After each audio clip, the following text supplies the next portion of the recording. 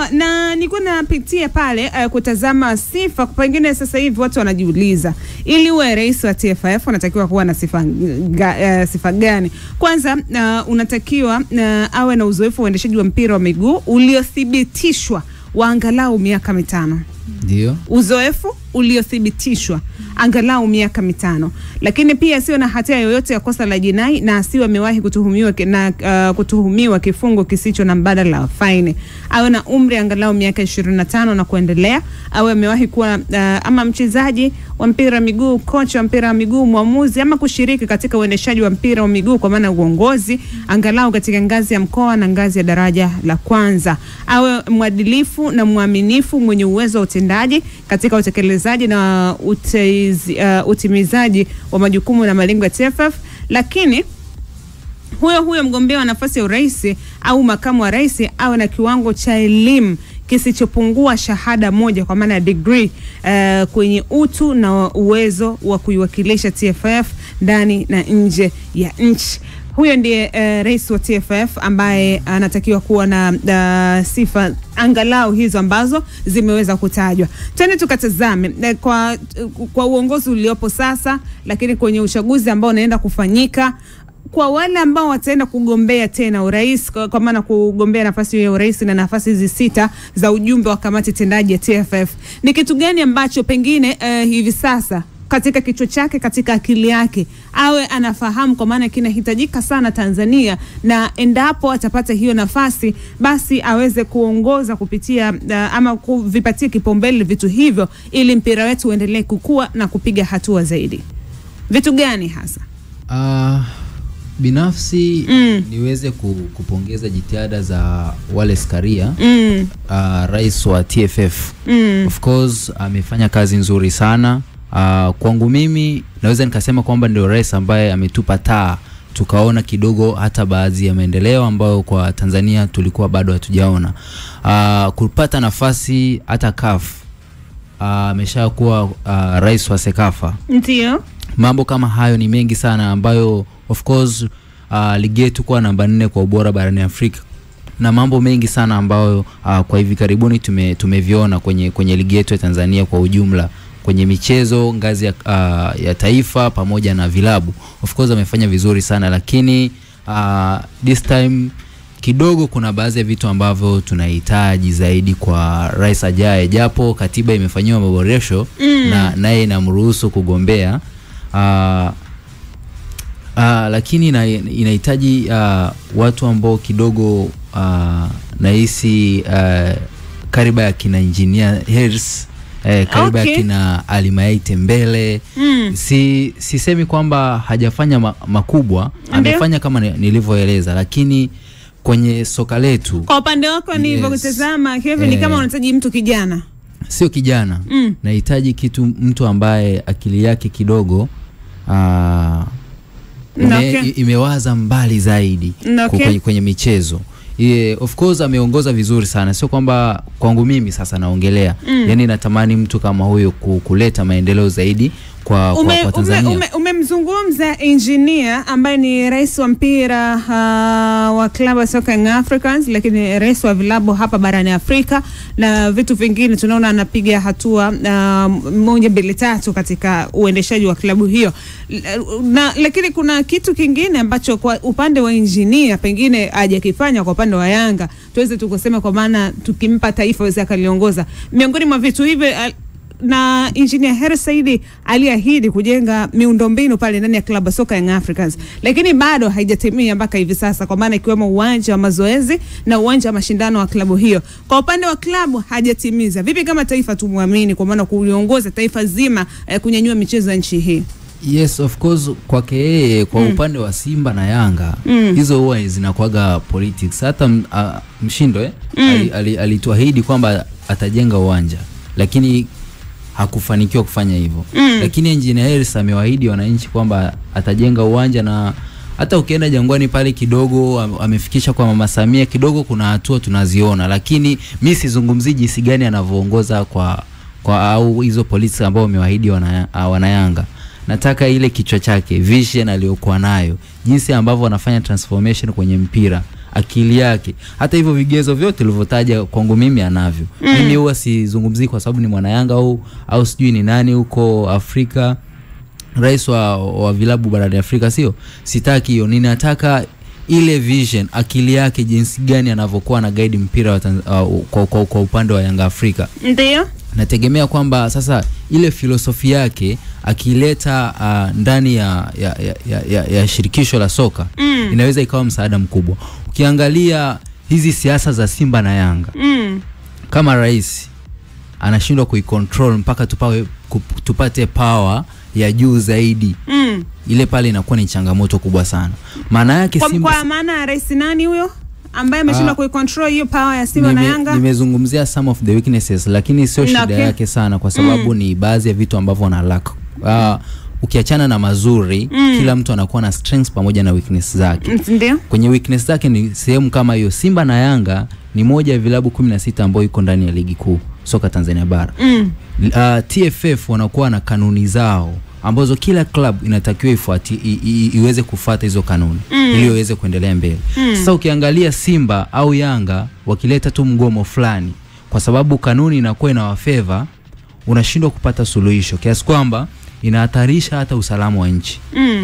Kwa sababu unashindwa kusuluhisha. Sasa tunataka tupate kiongozi wa juu ambaye anaweza kasimamia zile kanuni zikaweza kufanya kazi vizuri. Sasa haiwezekani klabu ikasema tu mtendaji mkuu wa TFF hatumtaki na kweli ukamsimamisha kazi. Kweli mimi hapo tu naona kama hivyo viatu havijakutosha, kwa sababu wewe kama wewe mpaka ukamteua huyu mtu anafaa, klabu moja kati ya 16 kasema huyu hatumtaki ajiuzulu na kweli ukamsimamisha kazi, kwangu mimi naona haijatosha. Sawa, yes. Na tuje kwa Ali Mayai pia ambaye umemtaja. Ali Mayai aliwahi kugombea nafasi hiyo ya urais wa TFF, ingawaje kura hazikutosha kwa upande wake, lakini pia aliteuliwa na Wizara ya Habari, Sanaa, Utamaduni na Michezo kipindi kile ikiwa Wizara ya Michezo, Utamaduni na Sanaa. Aliteuliwa kuwa kaimu mkurugenzi wa maendeleo ya michezo nchini. Kuna kipi ambacho amekifanya katika hiyo nafasi ambayo ni nyeti ndani ya Wizara ya Michezo ambacho unaweza ukasema kwa kile ambacho amekifanya hata huko akipewa TFF anaweza akausimamia mpira wetu na kupiga hatua kwa kile ambacho alikifanya pale wizarani katika nafasi ya kukurugenzi maendeleo ya michezo? Yes, kwa picha hiyo ukija kwa Ali Mayai zaidi ni mtu ambaye anaangalia kwa picha ya baadaye. Hasa hapo ukiangalia kwenye timu yetu ya taifa, Ali Mayai hasa akili yake ameiwekeza sana kwa kukuza vipaji vya vijana, kuhakikisha kwamba hata wao wanaostaafu. Ukinaona timu ya taifa kina Samata wanastaafu, wanaishaisha kina Simon Msuva. Je, tuna vijana gani ambao wanakuwa kwa haraka ambao kama taifa baadaye tutasema tutawategemea? Pia ukiangalia amesoma, sio? Mchezo si amecheza? Ndio. Yes, ame be included kwenye sport kwa muda mrefu sana. Pia mimi nilivyoangalia naangalia kati ya hao watu watatu niliowataja, wawili. Yes, wawili niliowataja, mmoja na mhifadhi.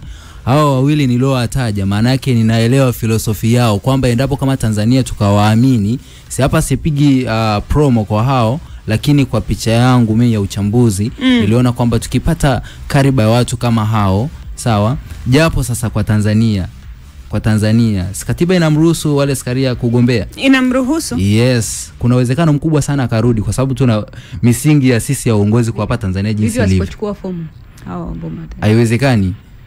Haiwezekani unauhakika kwa maana tena kuchukua fomu. Ninajua hapa Tanzania ndio nchi ambayo utakuta mzee ameongoza ubunge kwa miaka 30, 35. Jinsi mizizi ile inavokaa yani ni vigumu sana kungoka. Yaani nasema ambao umewapropose wewe ati wasipochukua wewe. Kwa maana Engineer Harris na Ali Mayai. Kati hao wawili mmoja atachukua. Najua. Sawa, Kevin huyo kwa upande wake akitaja watu ambao pengine wakichukua ama wakigombea nafasi hiyo ya urais wa TFF na wakapata, wanaweza wakaleta maendeleo ya michezo hapa nchini. Kwa upande wako Hamisa, kuna mtu ambaye kichwani unamuanza kwenda kuwa katika nafasi ile ya kiti cha urais wa TFF, ama tuseme kwa maana wana michezo kwa pamoja kama ambavyo mkutano mkuu wa TFF uliofanyika Disemba pale jijini kwa maana Moshi, Kilimanjaro, kwa maana viongozi wa Simba na Yanga waliungana akasema bwana twendeni tena na Karia. Of course wana Wallace Karia namheshimu sana na naheshimu pia kila kitu ambacho amekifanya kwenye soka la Tanzania. Binafsi mpaka hapa tulipofika si kwa bahati mbaya. Unajue Wallace Karia wakati anaigombea hii nafasi, kuna vitu ambavyo aliviahidi na vingi miongoni mwao vimetimia, au inawezekana vikawa havijatimia kwa ukubwa, lakini angalau mwanga unauona na kuna na unaiona pia hata hiyo njia ambayo tayari imesha washwa mwanga, ambao unaweza ukaiona hata siku za mbeleni tunaweza tukafika kwa kupitia njia hiyo ambayo yeye ameweza kuiwashia hata. Kwa hiyo binafsi naweza nikajaribu kuvitaja kwa uchache vitu ambavyo yeye alishawahi kuviahidi na angalau sasa hivi tunaviona, ikiwemo ni ushiriki wa au kuongezeka kwa ushindani kwa hizi clubs zetu hasa katika michuano ya kimataifa. Na naweza nikakwambia Wastara, chini ya President Wallace Karia inawezekana ndio sasa hivi tunayaona angalau mafanikio au siwezi nikaita mafanikio kwa sababu mafanikio mara nyingi yanazungumzia zaidi kitu ambacho kinashikika, kitu ambacho ni tangible. Lakini hizi timu zetu za Tanzania kupiga kwao hatua inawezekana zikawa ndo zimetunyanyua siki masomaso kuwa kwenye hizi nafasi tunazoziona. Tupo nafasi ya 4, kesho tutakuwa nafasi ya 6, tutakuwa nafasi ya 5. Kuna mataifa ambayo ni makubwa tumeweza kuyaondoa. Inawezekana ikawa ni kutokana na mchango wa hizi timu, lakini chini ya uongozi wa nani? Chini ya uongozi wa President Wallace Karia, ambapo hivi vitu aliviahidi na sasa hivi unaona angalau yani imefikia sehemu Wastara chini ya uongozi wake tayari tumeshafikisha timu zetu zote mbili kwenye finali za Afrika. Naizungumzia CAF Confederation. Tena si finali ambayo moja imechezwa mwaka huu, nyingine imechezwa mwaka 2030. Hapana. Angalia pia interval ya muda. Hiyo inakupa pia ukishaona taifa fulani linapiga hatua kwa muda mfupi, inakupa picha ya kwamba hawa watu wapo serious. Ukiona leo mmefika katika hatua fulani ambayo hiyo hatua mnakuja kuchukua tena miaka 10, miaka 20 kufika, it means nyinyi mlifika kwa bahati mbaya. Ina maana hamkuwa na mipango ambayo mliipanga mpaka kufika hapo. Yes. Lakini angalia sasa hivi the way ambavyo hizi timu zetu sasa hivi imefikia sehemu mpaka tunaanza kuota kwamba huenda hizi kungekuwa ile kanuni ya kwamba ukitolewa kwenye raundi ya pili ya CAF Champions League unadondokea huko Confederation, ingekuwa ile kanuni bado ipo sasa hivi, labda moja ya timu zetu zikadondokea tena huko Confederation, labda tunaweza tukawa tuna nafasi ya kuweza kulichukua hilo kombe. Si ndoto ambayo labda miaka 5 nyuma tuliweza kuiota, lakini sasa hivi tunaiota kwa sababu ya hayo mafanikio ambayo tumeweza kuyafika. Hayo mafanikio tunafika chini ya nani? President Wallace Karia. Chini ya utawala wake mikutano mingapi ya CAF ambayo imefanyika nchini Tanzania? Utakumbuka mkutano mkuu wa CAF ambao ulifanyika mwaka 2022 chini ya uongozi wake. Juzi tu hapo wakati CAF akihitaji kufanya extension ya mkataba ya mdhamini mkuu wa Total Energies ulifanyika hapa Tanzania chini ya rais wa nani? Chini ya President Wallace Karia. Kuna vitu vingi ambavyo wameviahidi. Kuna issue ya viwanja. Sasa hivi at least makocha wanafundisha mpira ambao ni mpira ambao unachezeka, yani sio ule mpira butua, kwa sababu angalau viwanja vinachezea. Inawezekana sio tumefika kwenye level fulani ambayo ni very professional, lakini tuko kwenye level fulani ambayo kocha yoyote anaweza kuwa comfortable kufundisha aina yoyote ya mpira ambao wanauamini yeye kutokana na miundombinu ambayo ipo. Inawezekana ikawa hayo mengine ambayo ni madhaifu yake ambayo yametokea kama tunaweza tukazungumza kama critics kwake ni zile tu weaknesses ambazo binadamu yoyote sawa. Na ameandika hapa Kizito anasema kwa upande wake anaona Rais Karia haendelee kuwa madarakani kwa sababu ni kiongozi ambaye anachapa kazi kweli. Lakini asante sana na Kizito kutokea pale TPA, ujumbe wako nimeona. Lakini pia nimeona hapa Anton Maxwell Masoko kutokea Green City Mbeya, anasema kutokea Green City Mbeya, msimu ujao tunapaswa kuwa na taasisi za kusimamia mpira wetu zenye nguvu na kusimamia kanuni za mpira zilizopo. Kwenye kanuni hizo za mpira umezungumza kusema hili swala ambalo limetokea sasa hivi. Calvin naye alizungumza kwa maana klabu moja imesema tunamtaka kiongozi fulani atoke, na TFF ikaenda ikamsimamisha kazi kiongozi huyo, ingawaje bado haijamtimua ile imemsimamisha kazi. Kwenye kusimamia kanuni, kwenye jambo hili ambalo linaendelea hivi sasa, tukilichukulia mfano kwa kile ambacho kimetokea, Rais Karia ameweza kusimamia kanuni ama kuna namna ameteleza? Binafsi kwa ambacho kimetokea, kumsimamisha kazi ambaye alikuwa alikuwa CEO wa bodi ya ligi, CEO aliyekuwa sasa amesimamishwa kazi, hajafutwa kazi, ndio aliyekuwa. Ina maana kwa sasa hivi haipo tena kwenye ile nafasi. Inawezekana kaja mtu mwingine kaikaimu paka pale ambapo wataamua kumrudisha ama siweze kurudi tena. Ambacho nakizungumza ni kwamba kitu ambacho amekifanya kwangu binafsi ni kitu ambacho nilikipigia promo sana hapa kwenye mic hii, na naweza nikasema alikuwa sahihi, isipokuwa tu inawezekana timing ndio ambayo kidogo ilichelewa. Ilipaswa shirikisho la mpira kuweza kuintervene kwenye lile jambo mapema sana kabla halijafikia mpaka mamlaka za juu zaidi ya shirikisho la mpira linakuja kuingilia, kwa sababu angalia ule mgogoro the way ambapo ulikuwa unaenda, mgogoro wa Young Africans Bodi ya Ligi, Young Africans Bodi ya Ligi, ina maana labda kama TFF ongeza kulingilia lile jambo kabla halijafikia kuwa baya zaidi, ambapo likaja tena kuhusisha mgogoro mwingine baina ya Young Africans dhidi ya TFF, ina maana labda kuna vitu ambavyo vingeweza kuwa solved kabla havijafikia kuwa vibaya zaidi ya hapa ambapo vimefikia. Kwa hiyo kwa ambacho amekifanya, unajua ukiwa unamzungumza CEO ni kiongozi ambaye anapokuwa kwenye taasisi fulani, yeye anakuwa ni mtu ambaye ana oversee mambo yote ambayo yanakuwa yanaendelea kama katibu mkuu kwenye taasisi, kama katibu mkuu kwenye taasisi, isipokuwa tu CEO. Kishaona mtu anaitwa Chief Executive Officer, huyu anakuwa pale kwa kuwa ameteuliwa. Yeye ndo anakuwa ni ana oversee activities zote ambazo zinakuwa zinafanyika. Tukizungumza kwenye issue ya mpira wa miguu wa Tanzania, tunazungumza ndani ya uwanja pamoja na nje ya uwanja. Yeye kama CEO ndio aliyehusika moja kwa moja kuahirisha mchezo namba 184 wa Young Africans dhidi ya Simba. Tuje tuangalie sababu ambazo zimeufanya mchezo kuahirishwa. Je, zinatosha kuweza kuahirisha mchezo? Sababu ya timu kutokupata nafasi ya kuweza kufanya mazoezi ni sababu pekee ambayo inaweza katosha? Sio. Okay. Paka Simba Sports Club ananyimwa kuingia pale kiwanjani, ina maana hakukuwa na protocol zote ambazo ziliweza kufuata, kwa sababu light kama viongozi ambao walipaswa kuwepo kiwanjani pale wakati Simba na kwenda kiwanjani kufanya mazoezi, light kama wangekuwepo, sitaki kuamini kwamba hao mabouncer wangewaambia nyinyi viongozi kaeni pembeni, sisi leo ndo tunakaa hapa getini hakuna mtu kupita. Hapana. Lakini wale viongozi kutokuwepo kwao pale ndiko ambako kulifanya Simba Sports Club wanashindwa kutrain kiwanjani, baadaye mchezo unakuja kuahirishwa, sababu ambayo ni very thin ya kuweza kuahirisha mchezo huu. Hapa nampa mfano wa Stara. Juzi hapo mwaka jana finali ya Copa America, Argentina dhidi ya Colombia. Paka maskari walikuwa wanapiga mabomu ya machozi. Paka wananchi wanapigana au mashabiki wa Colombia wanapigana na maaskari. Mechi kilichofanyika ni mchezo ulisogezwa muda. Jaribu kuimagine paka mabomu ya machozi yanapigwa. Wanawake wamevaa nguo, sketi zao wanaruka juu ya geti. Wanaingia uwanjani. Jaribu kuimagine haya mazingira jinsi na unawafahamu wa Colombia walivyokuwa wakorofi. Yes. Lakini mchezo haukuahirishwa. Mchezo ulisogezwa muda, mchezo ukachezwa. Kitendo labda nikupe scenario hizi mbili alafu niambie ipi ambayo ilikuwa ni mbaya sana. Scenario ile ya kuta Simba dhidi ya Pamba Jiji, mpaka defenders zinaingia uwanjani kuja kutoa watu pale, na scenario hii ya juzi ambayo ilitokea kwenye kuelekea Kariakoo Derby, ipi ambayo ilikuwa ni hatari zaidi? Utakuja kukuta ile ya Pamba Jiji, mchezo uliahirishwa, si mchezo ulichezwa. Kwa hiyo inakuja kukupa picha ya kwamba kushindwa kufanya majukumu ambayo watu walipaswa kuyafanya ndiko ambako kulipelekea ile kadhia ambayo Simba alikutana nayo, ambayo baadaye sasa kaja kupelekea kuahirishwa mchezo ambao ndio unakuja kutufikisha paka tarehe 25, eneo ambalo mchezo ulipaswa kucheza. Kwa hiyo wao kushindwa kusimamia kanuni ndipo ambapo tumefikia hapa. Ambaye ni anapaswa kuwajibika kwenye hilo ni nani? Yeye anapaswa kumwajibisha pale ni only CEO, na amefanya hicho ambacho anapaswa kufanya. Whether atarudi katika nafasi hiyo, lakini kwa sasa hivi kumsimamisha na maana anaonyesha kwamba kuna eneo ambalo CEO alikuwa ameteleza. Mimi kwangu alichokifanya ni very correct.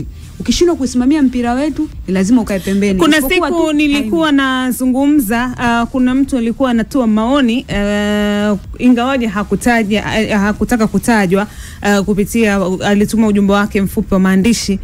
Ni kiongozi wa serikali akawa anazungumza kuhusiana na kile kitu ambacho kimetokea. Akasema viongozi wa bodi ya ligi kwenye hilo wameweza kuonyesha udhaifu, kuweza kughairisha mechi. Nikamwambia bwana, nyie ndio wakati mwingine nyie ndio viongozi wa kiserikali na huwa mnapiga simu. Sema kiongozi anaweza akapiga simu, lakini kukubali kufanya jambo ambalo yeye analitaka, hilo ni takwa lako wewe ambaye unasimamia huo mpira. Anasema kwa mfano mtu kiongozi wa juu amepiga simu, hii mechi nataka iahirishwe au ifanye kitu hiki, ukamuitikia alafu usigairishe, ule kiongozi anaweza akakufanya kitu gani? Kwa sababu wewe ndio unasimamia kanuni. Au unamwambia mzee wangu, ndugu yangu, kwa kanuni ambayo iko hapa hairuhusu kufanya hivyo, ila wazo wako ni nzuri, simu ujao tutalichukulia katika uzito, tutaweka katika marekebisho ya nini ya sheria na kanuni, wapi ambako unapungukiwa. Mara ya kwanza kabisa ile mechi tarehe 8 wakati inakairishwa. Ndio hapo ndio msimamo hapo ambao unakosekana. Yaani kwamba ungekuwa unafuatilia katiba na kanuni zinavyozungumza, maana serikali haina mandate ya kuingilia kanuni za TFF. serikali haiingilii kabisa shughuli za kimchezo. Chombo maalum TFF ndio ina regulate taratibu zote za kimichezo. Na ilivyotokea kama hivyo, kama TFF mlichukua hatua gani? Mlivyoona, kwa sababu ni kweli mna uwezo wa kuahirisha mchezo kama mmeona kuna instance ambayo kikanuni inaonyesha kwamba hapa sasa kwa mandhari tuliokuwa nayo hapa tunalazimika kuahirisha mchezo, lakini mliwaambia umma wa Tanzania kwamba kuna nini kimefanyika hasa, kimetokea. Mmesema uchunguzi unafanyika, haumsemi. Kwa hiyo ni baadhi ya weaknesses ambazo zinakuwa zinatokea, na unaposema kwamba hizo weaknesses zinamwangukia Almas Kasongo CEO, maana yake jambo lolote likifanyika kwenye chombo, maana yake hawatajua the subordinate. Watu wanaangalia the superior kwenye taasisi ni nani. Okay. Ni Wallace Karia, sio? Wewe ndio unatakiwa uregulate your organization kwamba hapa kimetokea 1 2 3. Ni njia gani ambazo unatakiwa uzifanye kuhakikisha kwamba ile jambo linaenda vizuri. Juzi nilichambua kwamba TFF mapema hii, kwa jinsi ambavyo mambo yanavyoenda, inabidi watoe ratiba ya kusogeza mechi mbele. Isingetokea hivyo kwa sababu tarehe 10 ilikuwa 15 Simba angepeleka timu uwanjani, maana yake wasingewakuta Yanga Afrika washakataa. Maana yake ni nini? Baadaye Simba nao tarehe itakayopangwa tena hawatashiriki, maana yake utakuwa na crisis ya timu zote mbili. Maana yake hapo ndio mchafuko utatokea zaidi. Pale ni wapongeze kusogeza mchezo mbele. Wamecheza mande, akili ilikuwa ni nzuri sana na ratiba ilikuwa inaruhusu kwamba siku ngapi mbele uweze kuahirisha mchezo. Kwa pale ni wapongeze sana. Sawa, nikusema kile ambacho kilichopo, lakini mwana michezo ambao uko nasi hivi sasa unaweza ukaungana nasi kwa ujumbe wako mfupi wa maandishi. Kwa maana tarehe ya uchaguzi wa TFF imepangwa. Kwa upande wako unatamani nani awe kiongozi wa shirikisho hilo? Unaona kwa maana Tanzania Football Federation iendelee kuongozwa na Wallace Karia katika muhula mwingine wa 3, ama unahitaji kuona wengine wapya wakishika kijiti cha shirikisho hilo? Tuandikie kupitia kule live YouTube East Africa Radio, na tutapita na ujumbe wako kwa kile ambacho unakiandika. Lakini kuambie tu hapo kesho kuanzia majira saa 5 asubuhi kupitia EATV, mtazamaji na msikilizaji wa East Africa Radio, kwa maana tarehe 15 mwezi wa 6 ni siku ya baba duniani, na sisi tunasema asante Mshua. Usikose kipindi maalum cha kumshukuru Mshua, ni kuanzia saa 5 asubuhi EATV pekee, na tunakwambia together tunawakilisha. Asante sana, tunarejea hapo stoke. Nitarudi na ujumbe wako, endelea kuniandikia kupitia